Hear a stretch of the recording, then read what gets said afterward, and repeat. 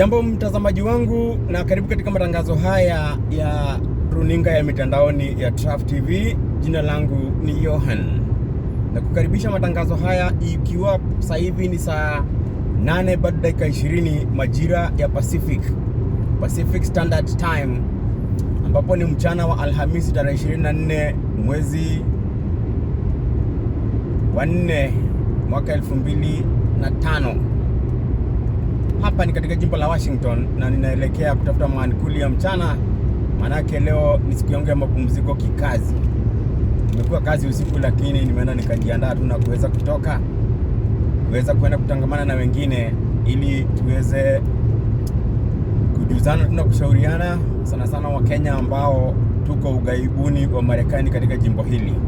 Hapa tuko wengi na huwa tunatafutana kukiwa na jambo au kwenye burudani tu, tunatafutana na kuweza kuzungumza mambo yanayohusu uongozi wa Kenya, maongozi, uchumi, jinsi hali ilivyo, na masuala mengine ya uraia. Citizen talk tunapenda sana, mimi ni mmoja wao. Na hii leo ikiwa ni siku ya mapumziko, nimeamua nitokelezea hivyo, niende nitafute maankuli mahali mchana, ambapo ni katika mgahawa fulani ambao ninaupenda sana.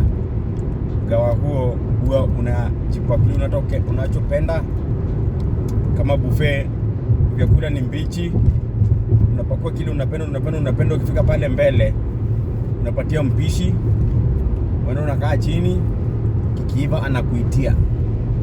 Huo ni ulimwengu wa kwanza wa Marekani, ila hiyo hoteli sio vyakula vya Kimarekani, ni vyakula vya kutoka bara Asia. Nzuri sana. Well, so much so good for that. I'm glad I'm able to speak to you again after a long time away from the media spotlight, but I've been busy and doing other things as well. But anyhow, I follow up on what happens in my country political wise, leadership, and all the things that concern my country as a citizen. It's very nice that the country is progressing despite the challenges. And obviously, you can see the challenges have been enormous. None has a hard time. None is so challenging. He's so challenged in his work now, other than the President of the Republic of Kenya, William Samoei Ruto. October 2024, there was an impeachment that shook the nation. They removed Rigathi Gachagua as the Deputy President of the Republic of Kenya, and he had risen to that position on the basis of being the running mate to William Ruto in the 2022 elections. They fell out, and of course, he had to be removed. But that is one thing William Samoei Ruto and people around him did not need to do. They may have wanted, fine, but they needed not do it. Look at what has happened. Now, the government is broad-based. They're saying it's broad-based, whatever. That's nonsense. They had said they're not going to allow the opposition to go into government. Now it is the opposition that having the lifeline of the government. Otherwise, if it's not the support of the opposition, which is ridiculous. And that is the same thing William Ruto had talked when he was deputy president. Because look what happened with him. When he was running for president, the head of state, who ideally should have been supporting him, was supporting an opposition candidate. Nothing had been ever so awkward in Kenyan politics like that time. Now, same thing, reversed roles. William Ruto is relying on people who lost elections to him to support to prop his government, because that government would collapse any day. But we don't need it to collapse. That would put more trouble in Kenya. It's going to be a crisis. We do not have an electoral body. We don't have money to hold elections. I mean, it's a mess. But that's what we expect when you're a PhD holder and you're hanging out with primary school dropouts.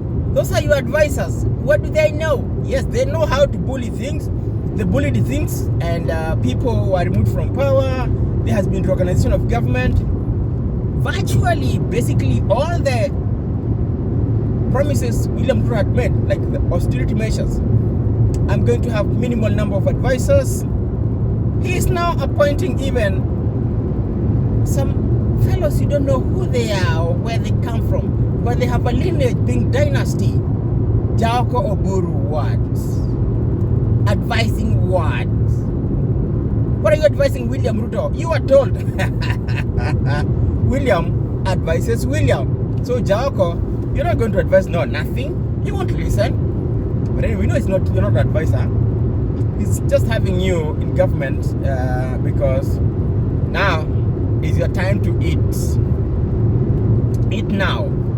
2027, you're out, all of you. This government, everybody.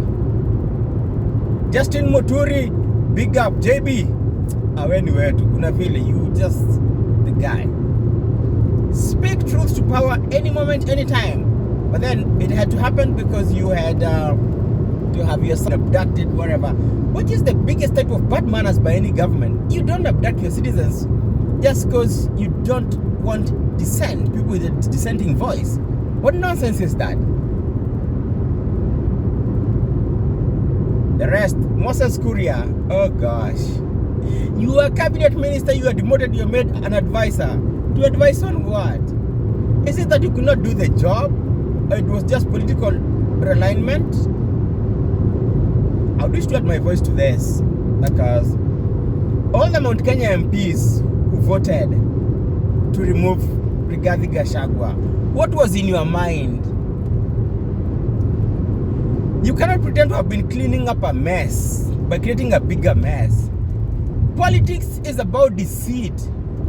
Politics is cunningness, is trickery, everything. How did someone tell you that you're going to remove Rigathi Gachagua from power and you're going to have an easy time and you're going to replace him with somebody from Mount Kenya? Who was this? This professor who cannot even address nothing. He can't mobilize. He cannot even hype a crowd. Oh gosh. But you're happy with it. So 2027, all of you, you're going home and retire. Stay home. We are taking you to rehab. We might want some of you to come back, whatever, in whatever positions. But we'll take you to rehab first. You must take a dose of your medicine. It's nonsense. And even then, Kenyan politics is local. Local means tribal based. You owe allegiance to your people. There's no way you're telling me you remove your person from power and expect to be respected by anybody anywhere else. No. I'm glad Rigathi Gachagua has visited Ukambani and he made a speech that moved me.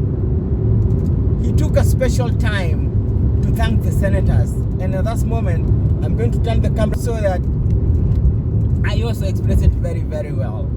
He told them, when the rulers, what am I saying? When the establishment stripped us naked, walituvua nguo tukahana tukabaki uchi. The three senators from Ukambani, Makueni, Machakos, and Kitui, you stood with Mount Kenya, and you stood with other Kenyans to fight impunity. Thank you very much, senators from Ukambani.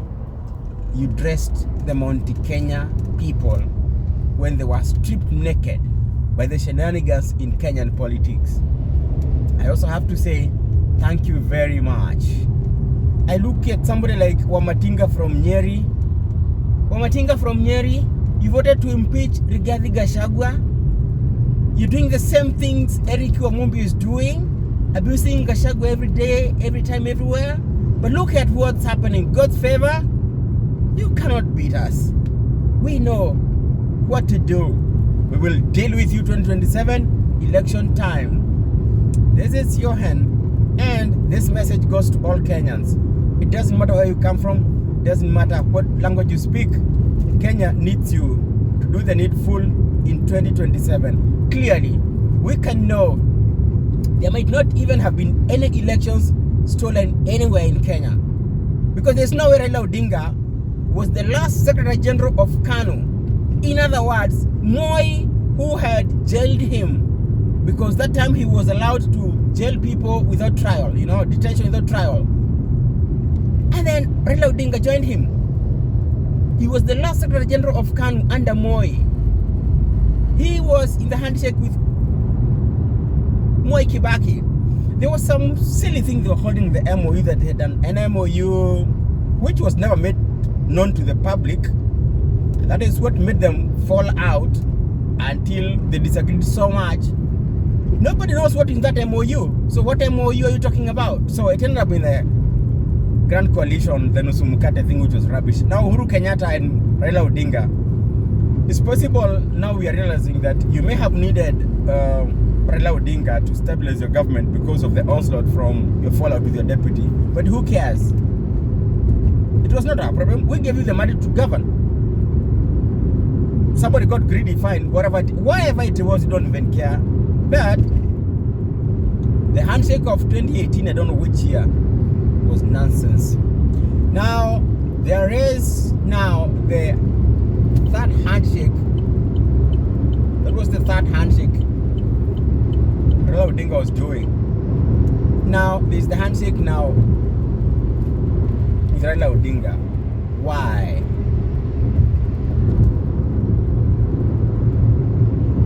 I would do the same if I were Raila Odinga. If I can be allowed to be the life support of a government that I can control by remotely from my house, why not? But it's also bad manners for Raila Odinga. It's even bad manners for somebody who got 50% plus one and is relying on advice from these small fellows who didn't go to school. They are greedy, they still left, right and center, and that's how you run the country.